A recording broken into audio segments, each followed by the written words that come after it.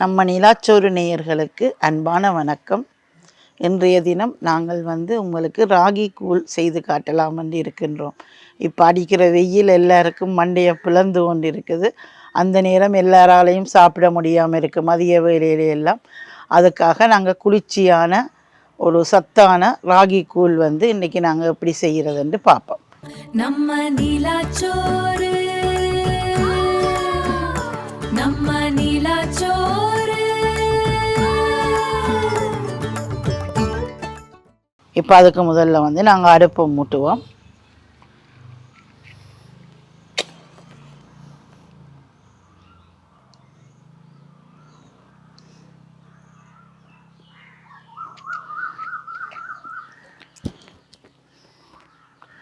அடுப்பில் சட்டியை வச்சுட்டு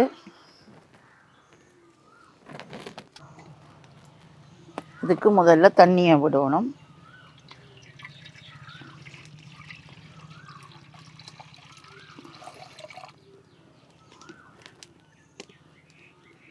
இப்போ பார்த்திங்கன்னா நாங்கள் தண்ணியை கொதிக்க வச்சிட்டோம். தண்ணி கொதிச்சு கொண்டு இருக்குது. இதுக்கு என்னென்ன சாமான் வேணுமென்று பார்த்திங்கன்னா, ஒரு பங்கு ராகிமா, அதாவது குரக்கன்மா எடுத்திருக்குது. கரைக்கிறதுக்கு தயிர் வேணும்.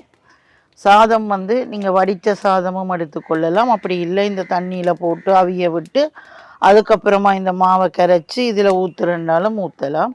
சேர்த்து சாப்பிட்றதுக்கு மாங்காய், கொத்தவரங்காய், பொரிக்கிற மிளகாய், அது மாதிரியான சாமான்கள் இதோட சேர்த்து சாப்பிட்றதுக்கு நல்லா இருக்கும். இந்த ராகியில் பார்த்திங்கன்னு சொன்னால் நிறைய இரும்பு சத்து, நார் சத்து, கல்சியம் இது எல்லாமே இருக்கிறதால சுகர் பேஷண்ட்டுக்கும் இது ஒரு நல்ல சத்தான ஆரோக்கியமான உணவாக இருக்கும். அதே மாதிரி உடல் எடையை குறைக்கணும் என்று நினைக்கிற ஆக்களுக்கும் இது ஒரு நல்ல சத்தான சாப்பாடாக இருக்கும். ஏன்னு சொன்னால் இது நாங்கள் குடித்தோம்னா எங்களுக்கு நிறைய நேரத்துக்கு பசி எடுக்காது. அப்போ பசி எடுக்காமல் இருக்க நாங்கள் அடிக்கடி வேறு சாப்பாடுகளை உண்ண மாட்டோம். அப்போ அப்படி உண்ணாமல் இருக்கிறதால எங்களோட உடல் எடையை குறைக்கிறதுக்கும் இது ஒரு சத்தான சாப்பாடாக இருக்கும்.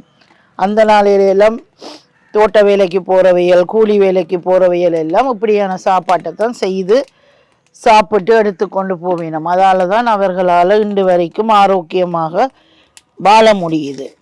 இன்றைக்கு நாங்கள் அந்த பழக்கத்தில் இருந்து மாறி இன்றைய துரித உணவுக்கு நாங்கள் வந்தோமோ, அதே மாதிரி அம்மி, ஆட்டுக்கள் அதுகளை எல்லாத்துலேயும் வேலை செய்யும்போது அவைக்கு அது ஒரு எக்ஸசைஸாக இருந்தது. நாங்கள் இன்றைக்கு அதில் இருந்து விட்டு மிக்சி, கிரைண்டர் அப்படியான பொருட்களுக்கு வந்தோமோ அன்றைக்கு எங்களுக்கு நோய் என்ற ஒன்று வர ஆரம்பித்தது.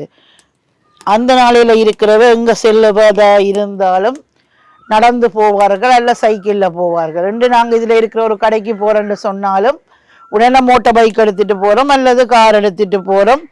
பிறகு என்ன செய்கிறோம், வாக்கிங் என்ற பெயரில் அதுக்கு ஒரு டைமை ஒதுக்கி வாக்கிங் என்று நாங்கள் போகிறோம். அப்போ நாங்களாகத்தான் எங்களுக்கு நோயை ஏற்படுத்தி கொண்டதை ஒழிய நோய் எங்களை தேடி வரையில. நாங்கள் தான் நோயை வா வா வா என்று சொல்லி கூப்பிட்டு இன்றைக்கு நாங்கள் ஆஸ்பத்திரியும் கையும் சாப்பிட்ட உடனே பார்த்திங்கன்னா எல்லாரும் பெரிய ஒரு டப்பா எடுத்து வச்சு கொண்டு இருப்பினோம்.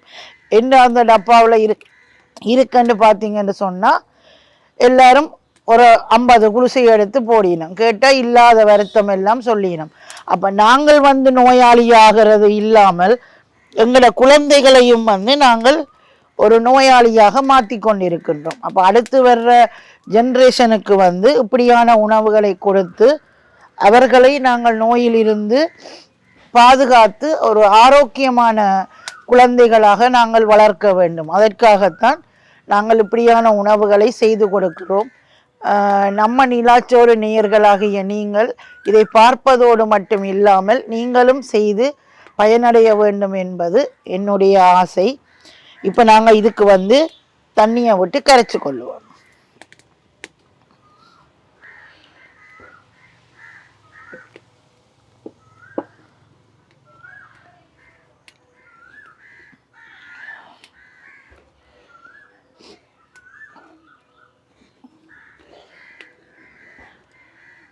தண்ணியை விட்டு நாங்கள் கரைச்சிட்டு போடேக்க கட்டிகள் இல்லாமல் இருக்கும்.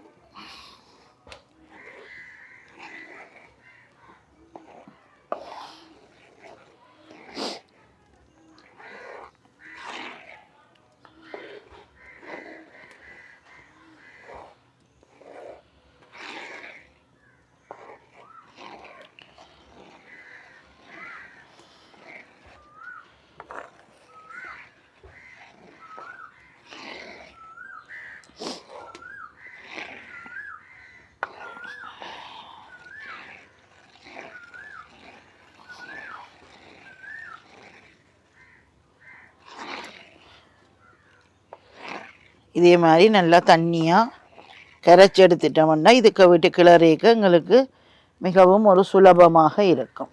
இப்போ வந்து தண்ணி நல்லா கொதிச்சிட்டுது. இதில் வந்து நாங்கள் வடித்த சாதத்தை போடுவோம். அதுவும் வந்து வெள்ளை சாதம் சேர்க்கறதுக்கு பதிலாக இது மாதிரி நீங்கள் குத்தரிசி சிவப்பரிசி அதுகளை சேர்க்கும்போது ஆரோக்கியத்துக்கும் மிகவும் நல்லது. இதில் தவிட்டுத்தன்மை நிறைய இருக்குது. அதால் வந்து ஆரோக்கியத்திற்கு வந்து இது மிகவும் ஒரு நல்ல சத்தானதாக இருக்கும். இதை இது மாதிரி உடனே கிளறியும் சாப்பிடலாம். அப்படி இல்லை முதல் நாள் பின்னேரமே நீங்கள் இரவு கிளறி வச்சிட்டிங்களா அடுத்த நாள் சாப்பிட்றதுக்கு வந்து நல்லா இருக்கும். இதே மாதிரி கொஞ்சம் கூடுதலாக கிளறிட்டிங்களன்னு சொன்னால் சின்ன சின்ன உருண்டைகளாக அதை உருட்டி தண்ணியில் போட்டு வச்சா 2 நாளைக்கு வச்சு கூட நீங்கள் இதை சாப்பிடக்கூடிய மாதிரி இருக்கும்.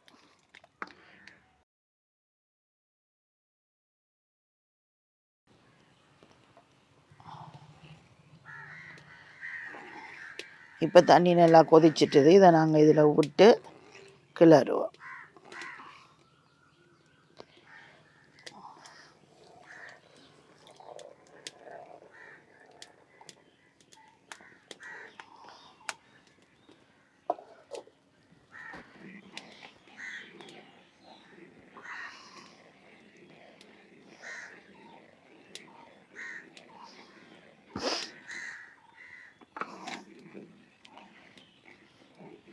இப்போ இருக்கிற பிள்ளைகளுக்கு வந்து இது இந்த சுவை பெரும்பாலும் தெரியாமல் இருக்கும். ஆனால் நீங்கள் செய்து கொடுத்தீங்களன்னு சொன்னால் அவைகள் வந்து கண்டிப்பாக இதை விரும்பி சாப்பிடுவேணும்.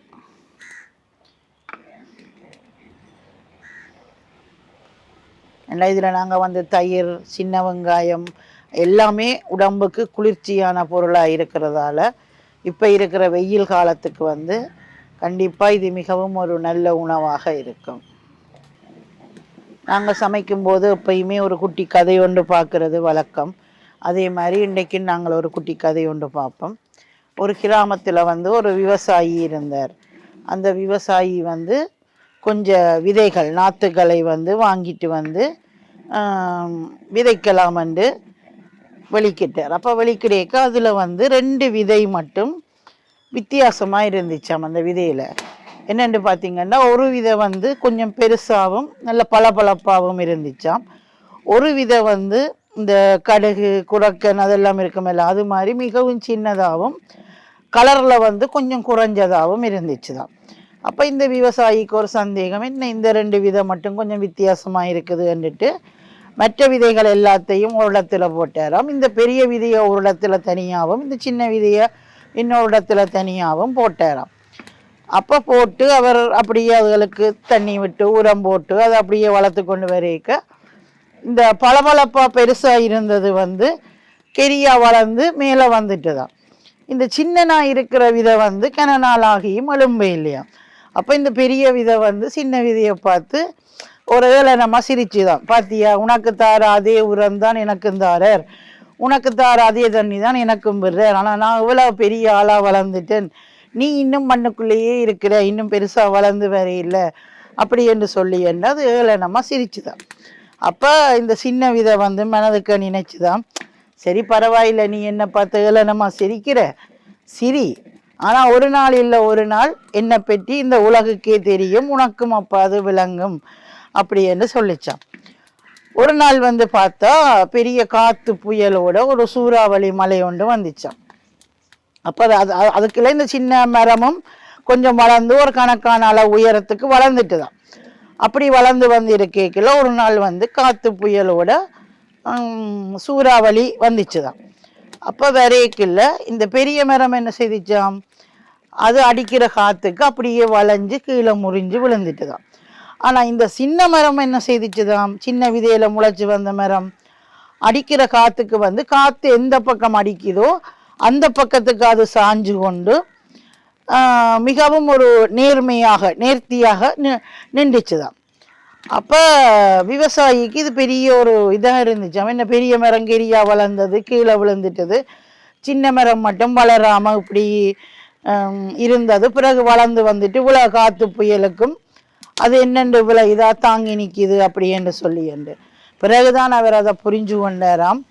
என்னென்று சொன்னால் அந்த சின்ன மரம் வந்து தான் போட்ட உரம் தண்ணி எல்லாத்தையும் எடுத்துக்கொண்டு வெளியில் பெருசாக முதல்ல வளர்ந்து வர்றதுக்கு முன்னாடி கீழே வந்து மண்ணுக்கு அடியில் வந்து தன்னோட வேர்களை எல்லாம் பலப்படுத்தி தன்னையும் பலப்படுத்தி கொண்டு தான் அது வெளியில் வந்திருக்கு. ஆனால் இந்த பளபளப்பாக இருந்த விதை இருக்குல்ல பெரிய விதை, அது வந்து அப்படி இல்லை, அவசரப்பட்டு கீழே பலப்படுத்தாமல் மேலே முதல்ல வந்துட்டு தான். அப்போ அதால் வந்து அது இந்த காற்று புயலை தாங்க முடியாமல் கீழே முறிஞ்சு விழுந்துட்டு தான். அப்போ இதில் இருந்து எங்களுக்கு என்ன விளங்குது, நாங்கள் என்ன ஒரு வேலை செய்கிறதா இருந்தா என்ன, என்னவா இருந்தா என்ன, முதல்ல வந்து நாங்கள் எங்களை திட்டமிட்டு கொள்ளணும். திட்டமிட்டு எங்களை நாங்கள் ஸ்டெடி பண்ணி கொள்ளணும். அதாவது வந்து என்னால் இது செய்ய முடியும், என்னால் இது முடியும் என்று முதல்ல யார் என்ன செய்தாலும் யார் என்ன சொன்னாலும் என்னால் இதை முடிக்க முடியும் என்று சொல்லி எங்களை நாங்கள் முதல்ல திட்டமிட்டு திடப்படுத்தி கொள்ள வேணும். அதற்கு பின்பு தான் நாங்கள் எந்த காரியமாக இருந்தாலும் செய்ய வேணும். அப்போது மட்டும்தான் எங்களால் அந்த சின்ன வித மாதிரி அதுக்கு சூறாவளி வரும்போது அது எவ்வளவு தைரியமாக நின்றுச்சதோ, எங்களுக்கும் எவ்வளவு துன்பம் வந்தா என்ன, ஒரு வேலையில் எவ்வளவு ஒரு கஷ்டம் வந்தா என்ன, எவ்வளவு இது வந்தா என்ன, எங்களால் வந்து சரியான முறையில் நிற்க முடியும். ஆகவே இனி வளர்ந்து வர்ற குழந்தைகளாக இருந்தா என்ன, பெரியவர்களாக இருந்தா என்ன, ஆறாக இருந்தா என்ன, நாங்கள் எந்த வேலையை செய்யும் போதும் எந்த வேலையை ஆரம்பிக்கும் போதும் சரியான திட்டமிடலும் சரியான தன்னம்பிக்கை திடகாத்திரமும் இருந்தால் மட்டும்தான் நாங்கள் வாழ்க்கையில் வந்து முன்னேறி ஒரு நல்ல மனிதர்களாக இந்த உலகில் வாழ முடியும் என்று இந்த குட்டி கதையின் மூலமாக நாங்கள் அறிந்து கொண்டோம். உங்களுக்கும் இந்த கதை பிடித்திருக்கும் என்று நினைக்கிறேன். கண்டிப்பாக பிடித்திருந்தால் உங்கள் பிள்ளைகளுக்கு இதை சொல்லி நீங்கள் இது போன்ற நீதி கதைகளை எல்லாம் சொல்லி உங்கள் பிள்ளைகளை வளர்க்கும் போது கண்டிப்பாக பிள்ளைகள் வந்து ஒரு நல்ல மனிதர்களாக இந்த சமுதாயத்தில் வருவார்கள். இப்போ இதுவும் வந்து கொஞ்சம் இறுகி கொண்டு வருது, இன்னும் கொஞ்சம் நல்லா இறுகினோன்னு இதை நாங்கள் இறக்கலாம்.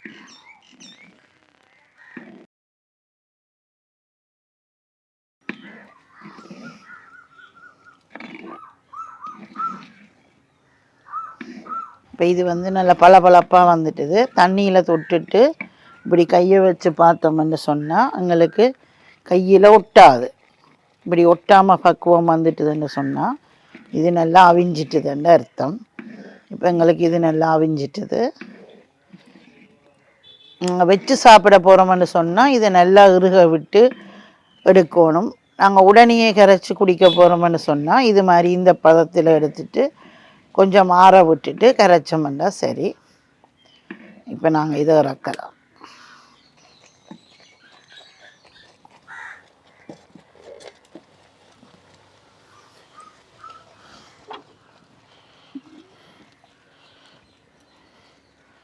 இப்போ நாங்கள் இன்னொரு தாச்சியை வச்சு இதில் கொஞ்சம் எண்ணெயை விட்டு இது ஆறுற நேரத்தில் இந்த கொத்தவரங்காயை நாங்கள் பொரிச்செடுப்போம். அதே மாதிரி இதை சேர்த்து சாப்பிட்றதுக்கு நான் மாங்காய் ஆஞ்சு வச்சுருக்கிறேன்.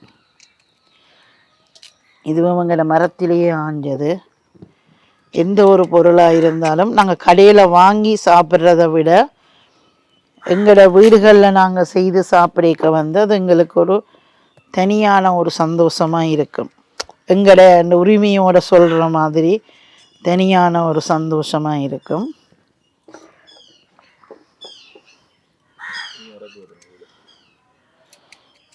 இப்போ இந்த மாங்காயை எப்படி நீள வாக்கிலையோ சின்ன நாவோ உங்களுக்கு எப்படி விருப்பமோ அப்படி நீங்கள் வெட்டி கொள்ளலாம்.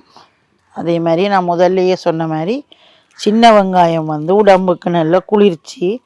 இந்த சின்ன வெங்காயத்தை நாங்கள் இதில் சேர்த்து கரைச்சி குடிக்க அதுவும் மிகவும் ஒரு சுவையாக இருக்கும்.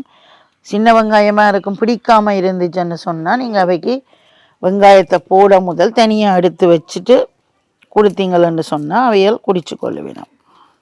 மாங்காய் மட்டும் இல்லை, எங்களோட வீட்டை இருக்கிற ஒவ்வொரு சின்ன இடங்கள்லையும் வந்து நாங்கள் ஏதாவது ஒரு விதைகளை போட்டு நாங்கள் வளர்த்து கொண்டு வந்தோம்னு சொன்னால் அது எங்களோட தேவைக்குரிய காய்களை வந்து அது எங்களுக்கு தரும்.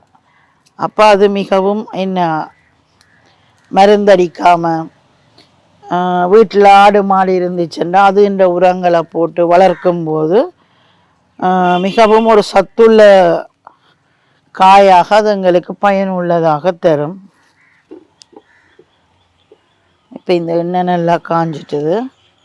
இதில் இந்த கொத்தவரங்காயை போடலாம்.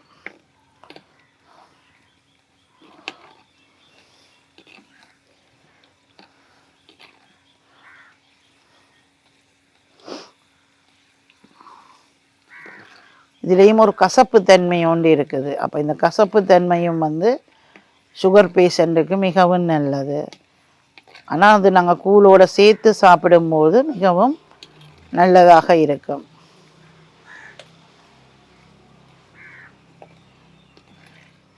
இப்படியான இதுகளும் ஒரு சீசனுக்கு நிறைய கிடைக்கும். அப்படி நிறைய கிடைக்க நாங்கள் உப்பு போட்டு அவிச்சு வெயிலில் காய வச்சு வச்சோம்னா எங்களுக்கு எப்போ தேவையோ அப்போ நாங்கள் அதை பயன்படுத்தி கொள்ளலாம். மலிவாக அதிகமாக கிடைக்கிற பொருட்களை நாங்கள் வீணாக்காமல் ஒரு வத்தல் வடகம் அது மாதிரி எல்லாம் வெயில் காலத்தில் போட்டு வச்சோம்னு சொன்னால் எங்களுக்கு பயனுள்ளதாக இருக்கும்.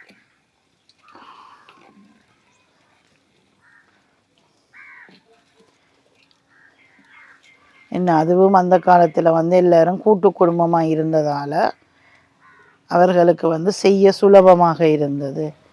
இப்போ இருக்கிற காலத்தில் எல்லாரும் தனித்தனியாக இருக்கணும்.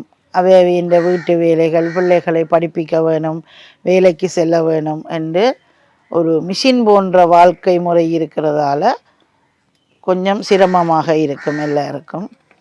இருந்தாலும் நாங்களே செய்து சாப்பிடும்போது அது மிகவும் ஒரு ஆரோக்கியமான உணவாக இருக்கும்.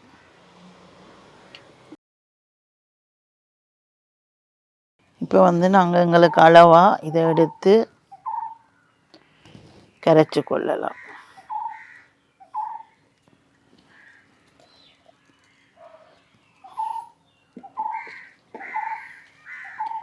இந்த தயிர் கூட நாங்கள் முதல் நாள் பின்னேரமே போட்டு அடுத்த நாள் செய்தால் தான் புளிக்காத தயிராக இருக்கும். அப்போ தான் சாப்பிடவும் சுவை நல்லா இருக்கும்.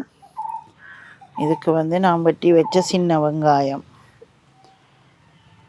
தேவையான அளவுக்கு உப்பு. உப்பில்லா பண்ணம் குப்பையிலே வேணும், அதனாலே அளவாக உப்பை போடணும். உப்பு கூடினாலும் கரைச்சல், இல்லாட்டியும் சாப்பிட முடியாது.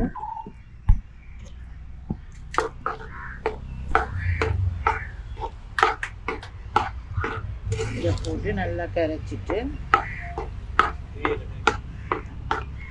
இப்போ இது எங்களுக்கு எவ்வளவு தண்ணியாக வேணுமோ அதுக்கேற்ற மாதிரி இதுக்கு தண்ணியை கலந்துட்டு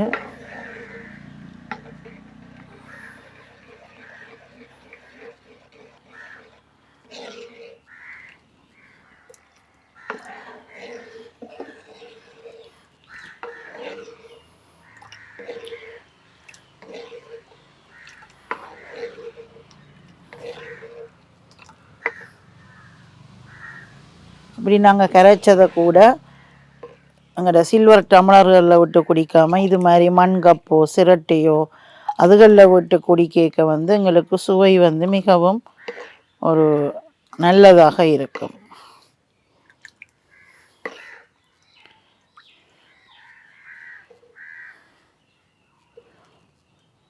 இப்போ நான் முன்னாடியே சொன்ன மாதிரி